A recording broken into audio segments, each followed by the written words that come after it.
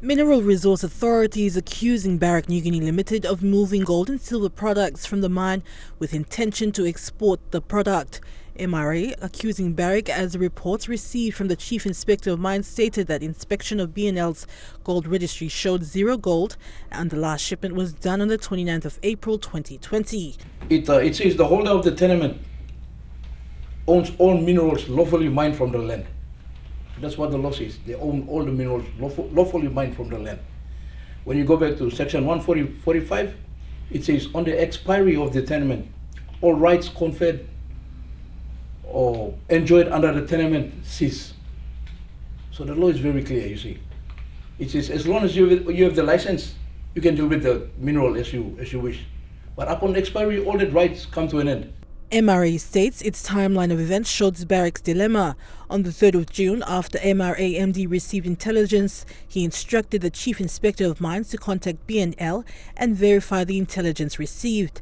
At 8:45 a.m., the CIM sent an email to the General Manager of Operations for Porgera Mine, who was on site, and copied the Executive Managing Director of BNL to verify the allegations of shipment of gold from Porgera. At about 8:47 a.m., CIM called the GMO via the mobile phone with no response. At about 11:43 a.m., the CIM made contact with the GMO on his Australian mobile number and verbally confirmed undisclosed quantity of gold on the site. At about 4:55 p.m. on the 3rd of June 2020, Astrat lawyers who act for BNL in the proceeding that they were instructed that their clients did not presently intend to export products from the country and never disclosed details of the gold movement for security reasons.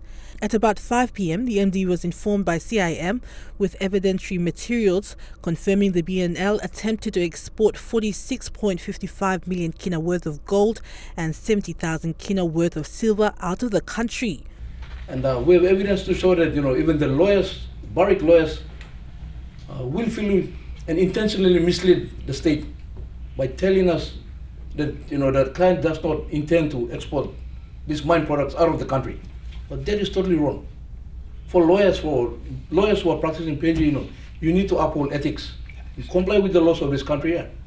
We cannot go blatantly disregarding the law and try to, give the improper advice to our clients. MRA states the Bank of Papua New Guinea was approached by BNL with the intent to export the gold.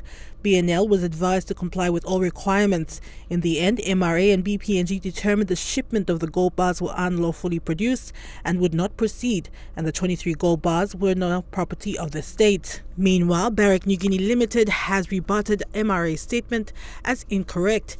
In a media statement, it stated that the venture immediately stopped mining and worked over subsequent weeks to clean out the processing facilities. This is consistent with international standards for placing a mine on care and maintenance and results in the production of remaining gold ores that is now ready to be shipped for refining. This in-process materials has been generated by the efforts of and at the expense of the Porgera joint venture and is the property of BNL and its partner Mineral Resource Enga. Barrick Niugini Limited also went on to state that BNL approached the government in a fully transparent manner for permission to export the ore from placing the mine on care and maintenance, and was informed that it could no longer use the same approval process it had used since the mine commenced production many years ago. Adelaide Sirokskari, National, EMTV News.